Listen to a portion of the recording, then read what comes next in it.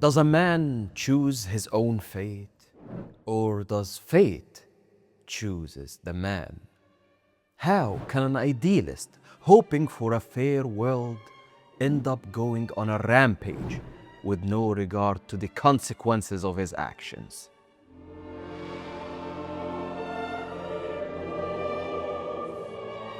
This is the story of ninth Prince Halkenburg, a character you would usually dismiss as being a naive child, someone who doesn't understand how the world actually works. And by the end of that story, he will become a god among kings.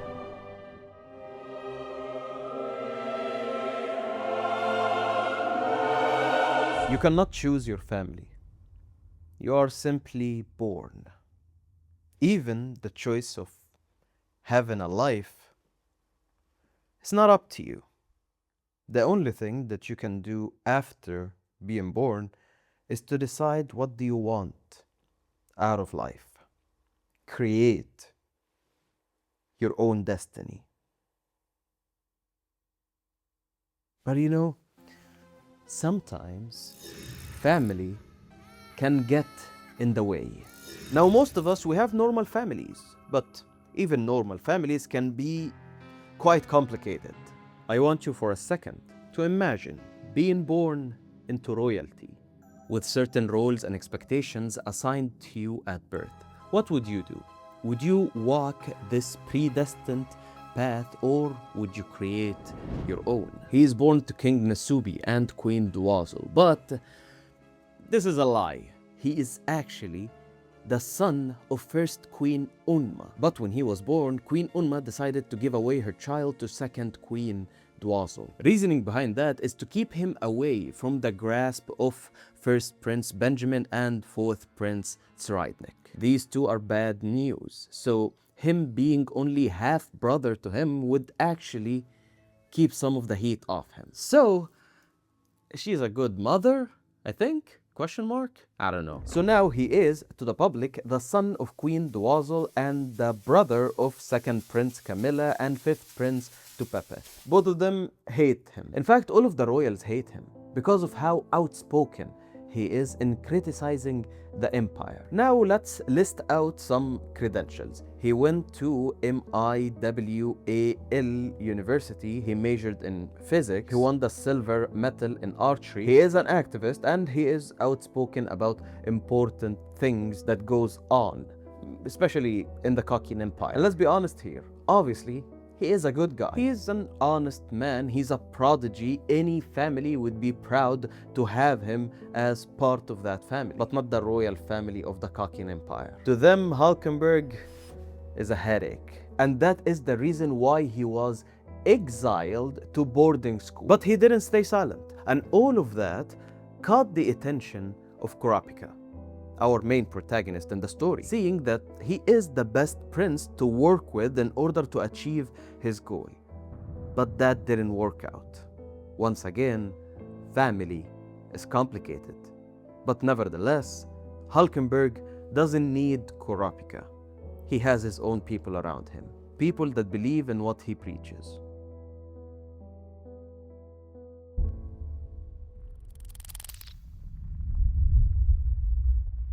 Participating in the succession war is a non-negotiable type deal. When the Black Whale once set sail on the waters, the succession war has already started, and Halkenburg was participating in the succession war. So when he naively walked up to his father asking to withdraw from the war, that's not how it works, man. His argument was, I only partook in the ritual to save face, to respect the tradition. That's it. I don't want the beef. He didn't even know that his non-beast already manifested. And his stubbornness continued, going to his father's room every single day, asking to speak to him, and every single day he gets shot down by the guards. And when an opportunity presented itself and the guards of the king lowered their defenses, he took advantage of the situation. This is the rebellion.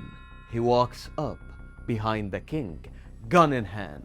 He's going to assassinate his father. He wants to put an end to this madness. Not one prince out of all the princes showed actual sympathy for the death of Prince Mamose. except for Halkenburg. He feels the burden. He is willing to kill his own father in order to spare the other princes, especially the younger ones. King Nasubi mocks him, telling him how childish he is. And in retaliation, Halkenburg does one of the most unhinged things you can think of. And this moment, a lot of people criticize and see it as Halkenburg being weak, being extremely immature, but I think this is the most important moment in Halkenburg's development. This is the actual birth of Halkenburg. He understands the trolley problem or the trolley dilemma very well, and he was operating on that understanding. When he walked in the first place trying to assassinate his father, that was him trying to pull the lever, taking out his father in order to spare the other princes and prevent bloodshed. And when he failed on doing that, killing his father, he decided to pull the lever on himself. And this moment right here is the strongest conviction anyone can ever have. He didn't try to kill himself or pull the lever on himself because he was weak and impulsive and yada yada yada. No, no, no, no, no. He was trying to throw a wrench in the whole idea of the succession war. If some of the requirements for the war to happen is the princes participating in it, so what if I break one of the rules? Then the whole succession war will be rendered as a no contest. It will be invalid. And just think of it from the author's perspective. If you are Togashi and you are writing this character, and this character is set up to have a lot of powers, and you want to show the conviction, and you're operating inside the world of Hunter x Hunter where Nen is literally everything, what is the strongest contract you can make with Nen? You can stake your own life on the line. Yes, the Nin of Kakin and the Nin that operates the succession war is extremely powerful, that Halkenburg cannot invalidate it by pulling the lever on himself. However, it is enough of a conviction for Halkenburg to unconsciously make a Nin contract, because he literally staked his own life on the line. In the world of Nin, you cannot get much stronger than that. He didn't make a simple contract to gain some more powers. He didn't cut off an arm or a leg or made a specific restriction to be more powerful. He staked his own life. He put his own life on the line. And that was the fulfillment of the contract. And that's how Nen works. Halkenburg has a goal: to stop the succession war. He was willing to offer his life. He was willing to put his life on the line. And he didn't just offer it, no, he actually acted upon it. That's the contract. Now the reward is to be granted a power that will help him fulfill his goal, to terminate the succession war. That is why this panel is extremely important. Yes, you can say that he is unstable to do something like this, but then again, the mission requires a strong resolve to execute. He now understands that in order to walk this path, in order to pull the lever, one must get his hands dirty. And all that he needed was a little push. Tell me you don't need a king after you become one.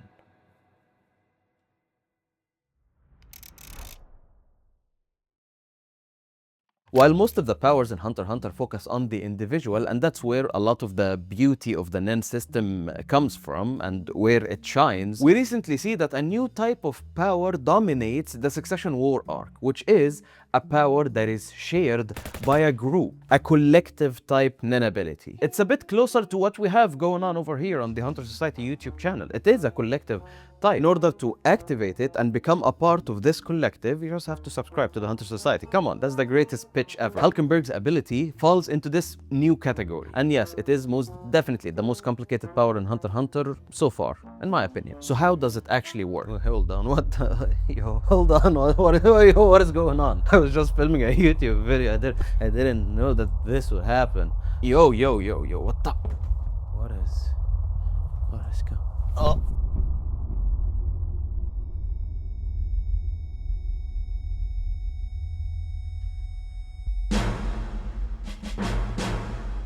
You are marked by a feather in your left hand.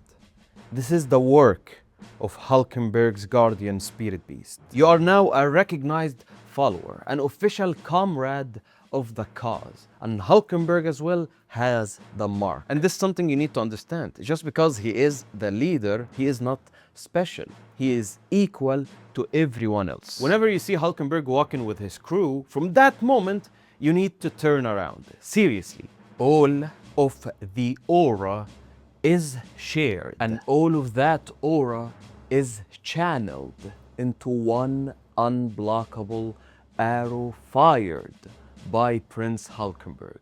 It is called the possession arrow. With each arrow shot, Halkenburg puts his own life on it, so it becomes even more powerful. And when the arrow reaches its target, some weird shit starts to happen. When the arrow reaches the target, it does not kill him or her.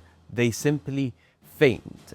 And at the same exact time, one of our comrades faint as well. After a while, the target wakes up, but he is now possessed by our comrade, giving us full control of the target's body. So what we have now is the target possessed by the soul of our comrades, one of the people that have this mark. Right from the start, it is a complicated power, so how about we test what will happen when the body of the target dies?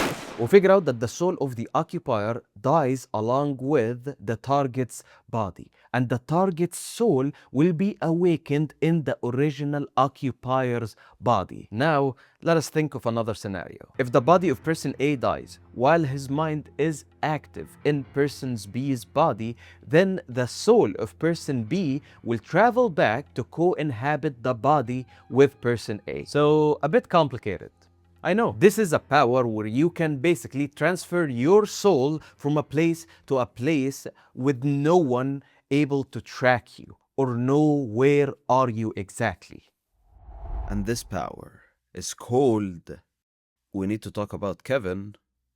What the fuck?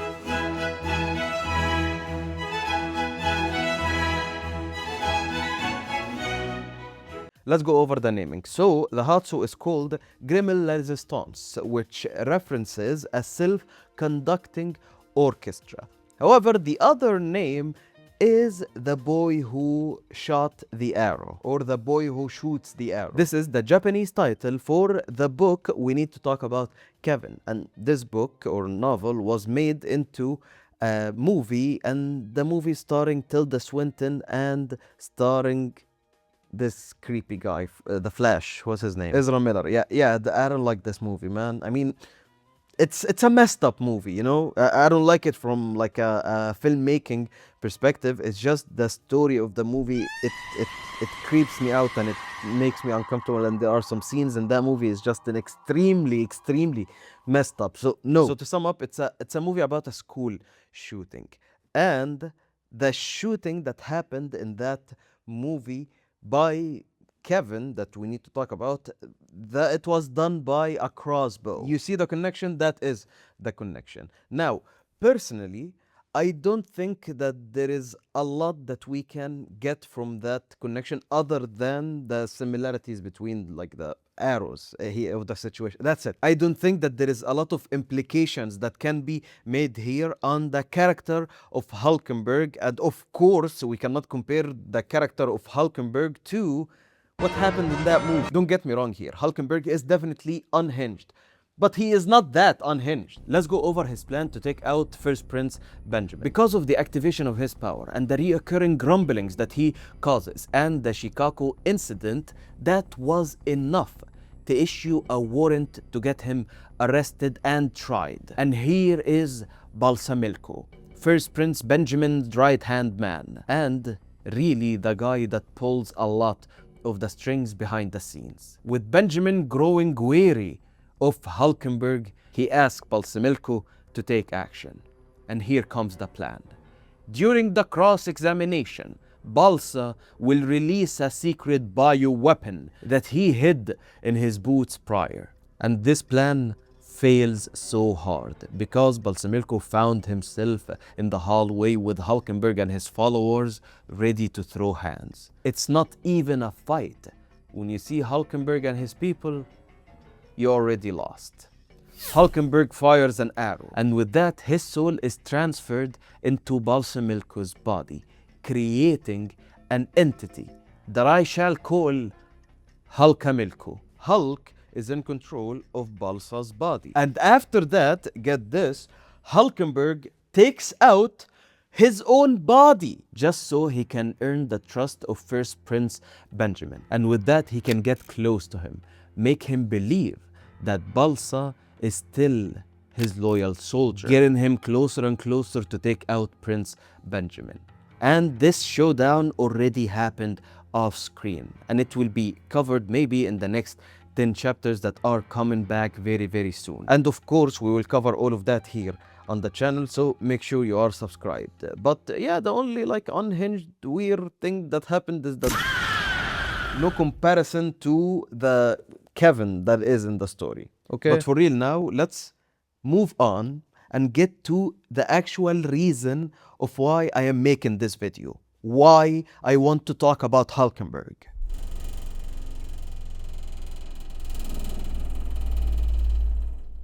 The reason why I wanted to make this video, and the reason why I wanted to talk about Prince Halkenburg, and the reason why he is my favorite character, and the reason why I think that he has the biggest chance of winning this succession war. Wait a second. There it is. There is the reason. The reason is because of this war of succession.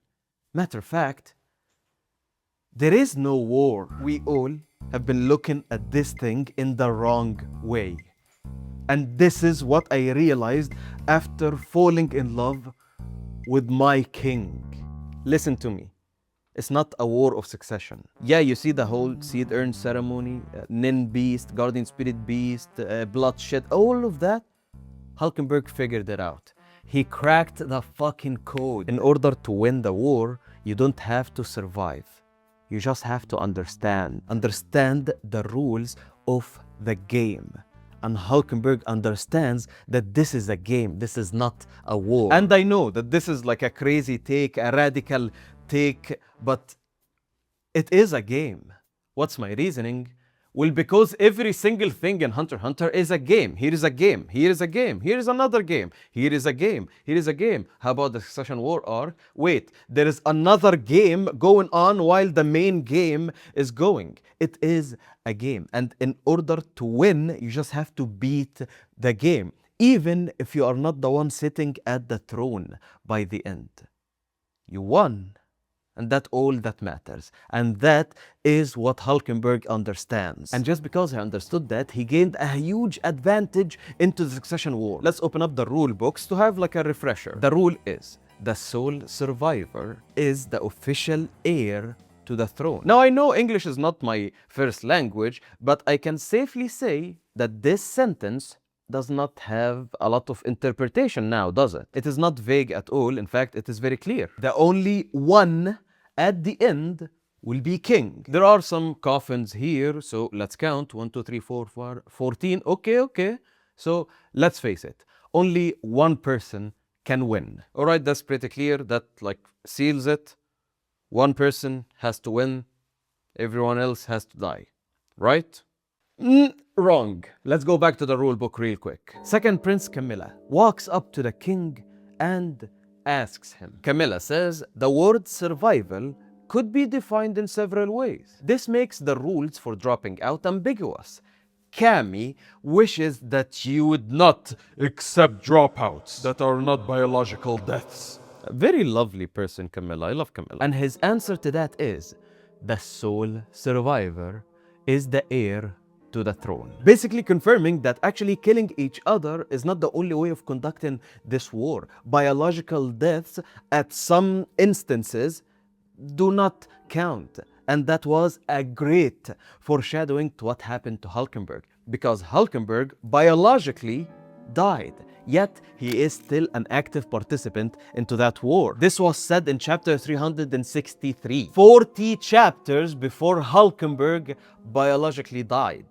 And kept on going with the war. He understood that. He also understands that you do not have to kill all of your siblings in order to win the succession war. Halkenburg is not a psychopath. We know that he wants to win this war without having to kill any of his younger siblings. We know that for a fact. And the second sentence that came out of Nisubi's mouth that a lot of people forget about explains everything. How you interpret that is also a part of the contest. How you interpret what? How you interpret this sentence. The sole survivor will be the official heir to the throne. The way each prince individually interprets that is a part of the war. Halkenburg's interpretation is a crucial role to conduct this war. And I believe that he figured out that by taking out the other siblings that only want to conduct this war by bloodshed, he can literally change the rules of the succession war. Nay, changing the whole idea of the succession war, cheating the game and changing the meaning of survivor. He already did it once by cheating death, and I think he can do it again.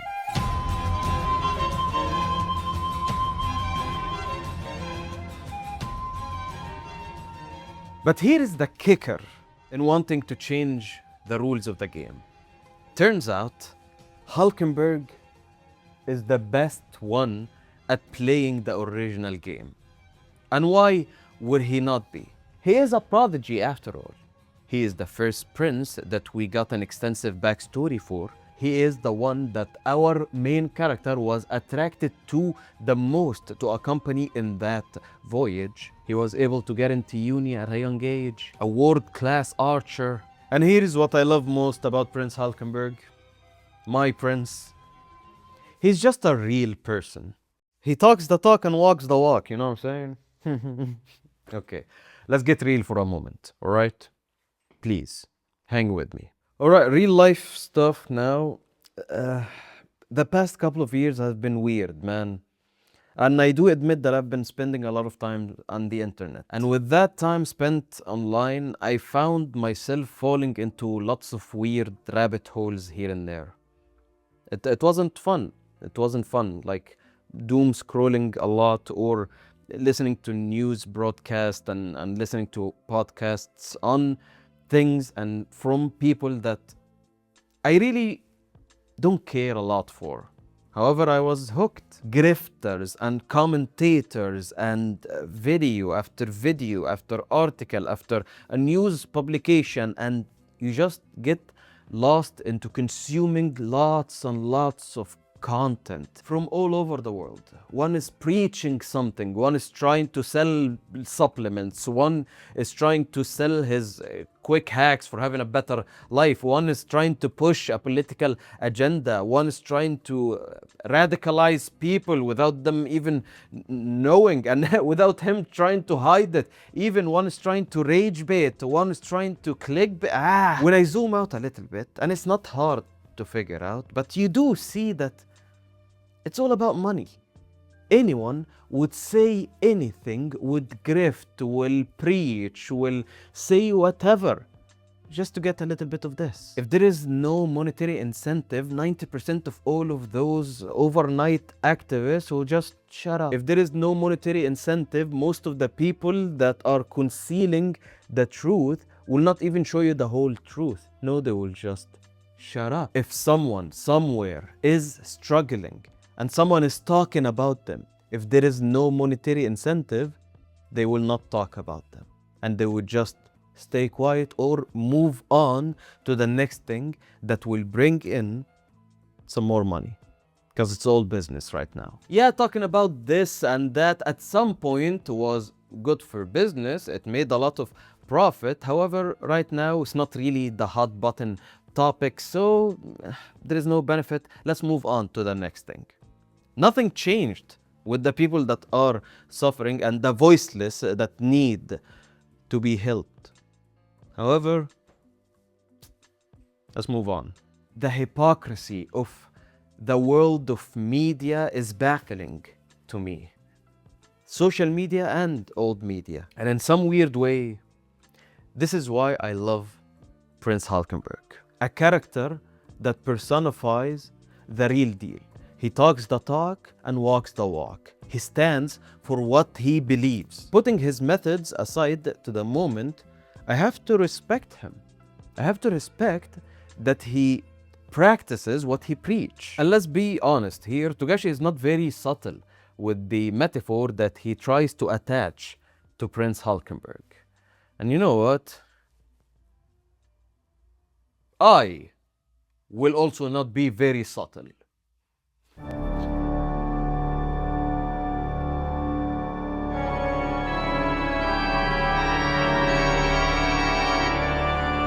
Is that obvious enough? Now, I myself, I am not a Christian. However, you don't have to be an expert in order to see the striking similarities and the parallels between the story of Prince Halkenburg and the story of Jesus Christ. Having 12 of his followers always around him. Being the rebel of the family. My man King Nasubi outright says that he has to bear the cross. However, there is one parallel that I see here that has to do with a specific passage in the Bible. It has to do with a story in John 8:1-11. It is the story of how a woman committed adultery, and in the Old Testament it was law to stone the person who committed such act. And here's the thing, Jesus at the time was famous for what he said. He says, "Do not think that I have come to abolish the law of the prophets. I have not come to abolish them, but to fulfill them." I don't know why, but it feels like I'm preaching or something. Believe me, I am not a Christian. I really like this story from the Bible. And as you can see, there is a parallel here. There is another parallel with the story of Halkenburg. And right there in the court, the fellowship asks Jesus Christ, this woman committed adultery. In the Old Testament, we have to stone her. This is the law that came from the Old Testament. So Jesus, what do you have to say about this? And what did Jesus say in that story? Let any one of you who is without sin be the first to throw a stone at her. With that, technically, there is no contradiction, I think. The law stood as it is. However, at the same time, the woman was spared, effectively suspending the law without abolishing it. Halkenburg is technically participating in the succession war. However, at the same time, he is working to suspend the succession war. And just for good measures, if you needed another parallel, believe me, it is not a question of if Halkenburg will rise again. In fact, it is a question of when he will rise again. Thank you for watching.